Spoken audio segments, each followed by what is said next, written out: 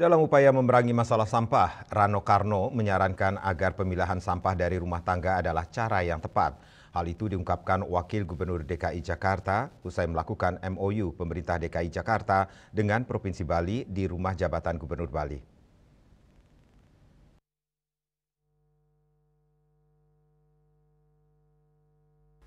Pria yang akrab dipanggil Bang Dol ini mengatakan setiap provinsi memiliki problematika masing-masing, sehingga tidak mungkin bisa disamakan dengan wilayah yang lain.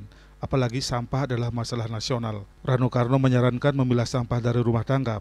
Tentu setiap provinsi punya problematik masing-masing. Dia nggak mungkin disamakan dengan wilayah yang lain. Maaf, Bali ini kan terbatas. Anda bisa bayangkan kalau plastik buang sembarangan. Wow, plastik udah sampai nggak bisa diolah. Tentu enggak, siapa sih, artinya memang pemimpin siap-siap tidak populer aja. Sama juga Jakarta, kita melarang daerah untuk tidak merokok. Saya dulu smoker, tapi sekarang saya udah berhenti 20 tahun. Boleh merokok tapi ada tempatnya, seperti itu aja sebetulnya. Mengatur, bukan melarang. Kalau kerjasama itu soal sampah plastik itu ada obrolan nggak sebelumnya? Ada sebetulnya, Jakarta sedang bangun. Ini sebetulnya gitu, sampah itu problem nasional. Ya, Jakarta banyak sistem yang dibangun dan banyak juga yang gagal. Belum, kita terus masih trial, errornya masih tinggi.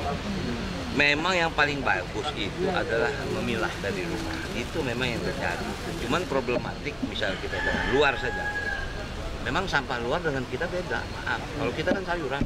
Kalau sana mana makan sayur.